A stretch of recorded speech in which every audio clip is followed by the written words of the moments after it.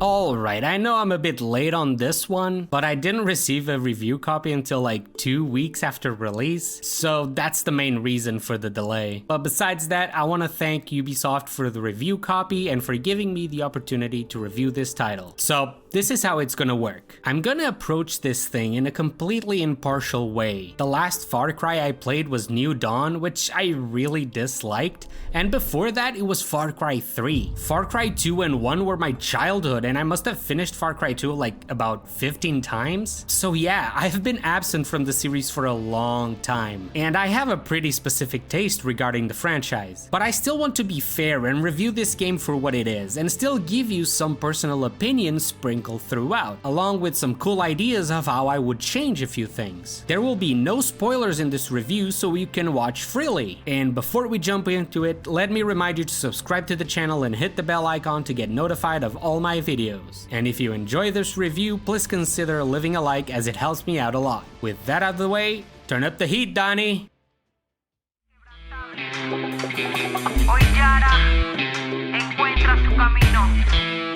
Fuerzas ultrapenetrantes, estamos cansados de los farsantes, de los gigantes. Uso mi arco para derribarte. A tu opresión empezó la rebelión. Aguante desde mi sillón. This is kind of a mixed bag. And don't get me wrong right out of the bat. The game and setting are beautifully realized and present you with some really breathtaking tropical views. From heavy jungles, paradisiac beaches, to rocky cliffs and small towns and villages. This game really nailed the atmosphere for me. As you might have noticed from my Valhalla review, I value heavily the atmosphere of a game, what it makes me feel when I'm playing it, and how well it immerses me in the world. Well, I'm pleased to say that in Far Cry 6, you really feel like you're in Yara. This is all due to the beautiful lighting and landscape of the island, people hanging out in villages and their houses, dancing in the streets, great music in the cars and the radios. It just feels right. But what somehow feels a little bit off to me are the cutscenes and the character models. I don't know why, but I couldn't shake off the feeling that they looked a little bit dated. During gameplay, I feel like the textures look nice and particles look cool, but it's the characters and NPCs, man. Like, am I the only one?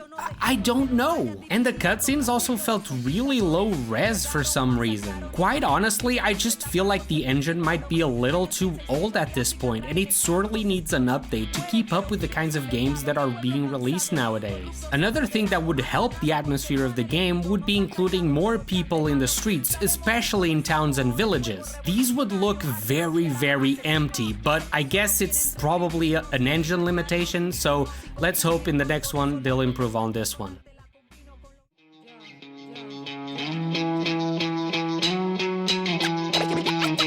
Quiero que todos salgamos con puños arriba. Quiero que todos apoyen esta iniciativa. Este día llegan respuestas definitivas, progresivas. Sigamos con la fuerza positiva. I'll cut to the chase here. This is more Far Cry. It has got solid gameplay, hectic environments, and a huge amount of ways to cause chaos. But I think I just defined Far Cry right there. If you loved previous Far Cries, you're gonna love this one. If you haven't tried the previous ones like me, well, let me tell you, going in guns blazing feels amazing and satisfying, and as soon as you find your favorite guns, ooh, baby, you start having fun. Blow this up, headshot that guy, blow up that guy, burn everything. Yeah, it can get chaotic and it's really fun, but stealth is also a viable option. I was super scared that the RPG mechanics were gonna get there, were gonna harm my stealth leaning ass. And there were a few times where I tackled a few stronger enemies and my weapons didn't kill them with a headshot. I think that I can try and this guy's not gonna die. I can tell you, like, this one is not gonna die.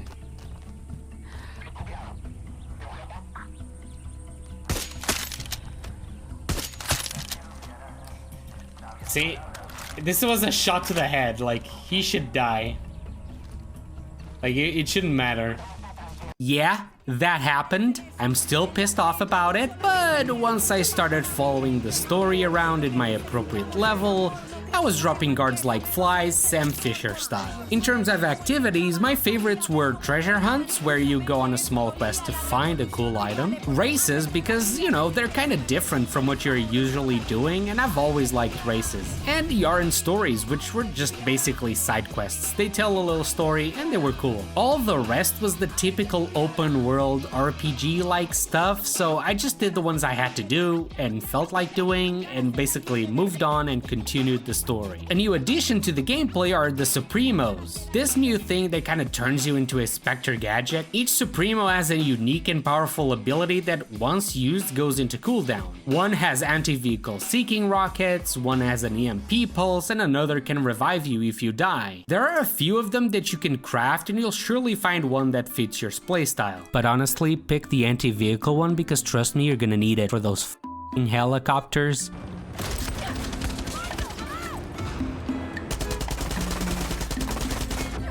In place of human buddies from Far Cry's of yore, you now have amigos, like a jersey-wearing crocodile and a disabled sausage dog called Chorizo?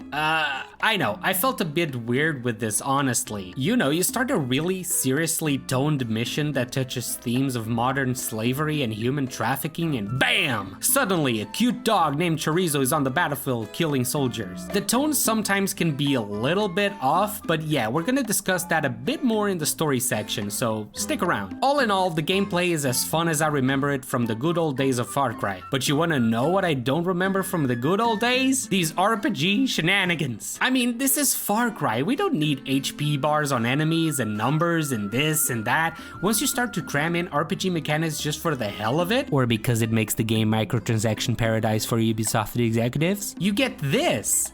And this. And this. I mean, what is this? Are you serious? I mean, all jokes aside, it just doesn't make sense. And I know, it doesn't affect you much as a player, but I always felt like it detracts from the game, you know? Enemies don't drop guns, so you can't experiment with cool guns you pick up from the floor or pick them up if you run out of ammo. You will literally kill an enemy and their weapon will straight up disappear in front of you. I'm not joking here. Because now, with weapons, you'll find one in those 999 million collectibles spread out throughout the world, or get them from missions, or just buy them for real money from the store. And yeah, those are the most powerful. Now seriously, in my opinion, this whole RPG stuff should honestly just go away. It's not elevating the game in any way, and it's there just for a slice of the market, and influencing the game design of the game itself because they need to push microtransaction sales. But moving on, let me offer a piece of feedback for future Far Cries. As I grow older and learn more about video games, I've come to the realization that I just hate menus, especially in games that are meant to immerse players in vast open or semi-open worlds. I hated how many times I had to go in menus in Valhalla and how long these menus took to load. In Far Cry 6, it's the same thing. Long gone is the GPS that you could look at while driving in Far Cry 2. So now every time you want to see where you're going, you gotta bring up the map in the menu, which always takes some seconds to load. And every time you want to change gear or weapons, you gotta bring up the arsenal in the menu, which always takes some seconds to load. You might think that this is not a big deal, and I know it's not, but these seconds keep adding up, and for me, totally breaks the immersive experience. I would love to see future Far Cry games become more immersive and engaging, with less focus on RPG gear and numbers mechanics. Maybe adding a GPS tool to the weapon wheel where I can quickly use a GPS in a map like in Far Cry 2. Hell, even add cars with GPS built into them. Hell, even add the possibility to choose which stuff to track while you're in the car, kinda like what we do nowadays in modern cars, and that would show up in the GPS. That would be really cool and immersive, maybe one day. Another point of, let's call it disappointment for me, was how some of the story quests seemed like they were designed to just keep you in the game. Like, why do they need to be so long or spend so many kilometers? You'd get an objective to save some people 1 kilometer away, which takes some time. And even more time if you stop for every little icon in the map, in the way there. And you'd get there and you'd complete the objective and bam! You'd have to go get something else. Now, 2 places 5 kilometers apart, one in the north and one in the south. Whenever this happened, I just sighed because I knew that it would take me quite a while and the missions would just be get there and kill some dudes or get an item or press a switch or whatever. These weren't the majority of the missions, but still, whenever those happened to prolong out the story arc's length, I hated them. Which now brings me to the final point. The game is too easy and too hard at the same time. Let me explain. I'm a main stealth player, so I usually start missions approaching them in a stealthy way, but every single encounter is just too easy. Guards are usually spread around too much, so you can easily pick them off one by one without anyone noticing. All you really need is a silent sniper or rifle and boom, you're golden. One thing that would improve this aspect of the game would actually be increasing the number of guards in these places and having groups of them patrolling around, so that you'd have to hide bodies or engage more in stealth. Otherwise, it was just too easy. On the flip side though, whenever you were in full-blown combat, your health would just be shredded by bullets easily, especially if you're being targeted by soldiers and helicopters, which let me tell you, it's gonna be a thing. Get ready for those helicopters because they're gonna whoop your ass. I always felt like I didn't want to cause that much chaos because I would just get shredded and die, even though I had pretty good gear on with the best defense. So all in all, the experience felt good, but felt really imbalanced, and it could have definitely gotten a bit more work on that regard.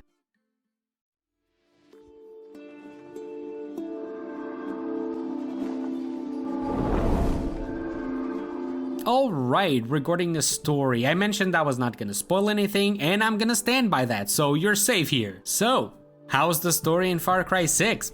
How's the villain? Yada yada yada. Honestly, I never really understood the gaming community's fixation with villains in Far Cry. I mean, sure, Vaas's interactions in Far Cry 3 were really good, but come on, we barely saw the guy and he just up and vanished in a weird way. Best villain in gaming, oh my god. I never really understood that. But I was intrigued by Giancarlo Esposito's character ever since trailers were released. He plays Anton Castillo, the fearless dictator of Yara, and I can tell you right now, when he's on screen, you can feel some real tension. Like, this is one dude you don't want to mess with. But I do have to say, we barely have any interactions with him. He mostly shows up in cutscenes when you complete some major mission, usually in a completely different place from where you are, doing some classic villain stuff. You know, just to make sure you remember that he's a bad guy. Which is also something that I have to say, some characters felt to me like caricatures. A little bit more than I would like. Like, they're over the top on purpose, both villains and some allies. It's weird because in a story that deals with some pretty heavy stuff, seeing some characters pull jokes and act like clowns in the middle of such suffering feels really weird, you know? And the characters that didn't act over the top, those were my favorite. They were believable, relatable, and it was fun seeing their interactions with Dani. And speaking of Dani, you can choose whether you play as female Dani or male Dani right at the beginning of the game. I went with the female Dani choice as it was the dev's intended choice, and I really loved her as a character. She's thrust into the guerrilla life when she's just trying to escape Yara's suffering, and throughout the story she just feels human, you know? One of my favorite things about Dani is that whenever you're driving a vehicle for a while and the music is bombing on the radio, she'll just succumb to the power of reggaeton and start singing along to the song.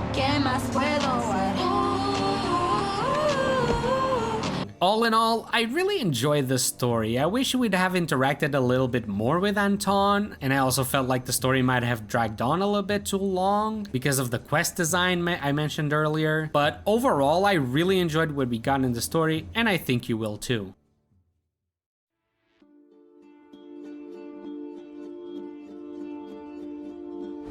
Let's face facts. If you love Far Cry games, you're just here to find out what my opinion is because you already own the game. But if you don't have it and you're looking for a new first-person experience that isn't those overdone battle royale things, I really think you should give Far Cry 6 a try. Christmas is coming up, and I'm pretty sure we'll see a sale on this puppy soon. So I really recommend you getting this if you're really getting that scratch for an FPS. The game is good, but it didn't stick with me, you know? And I don't feel like it impacted impacted me too much. I would put it up in my good games list and I had a really good time, but at the end of the day, with all the games recently released and in this current generation coming up, I really just consider Far Cry 6 a non-essential experience for me.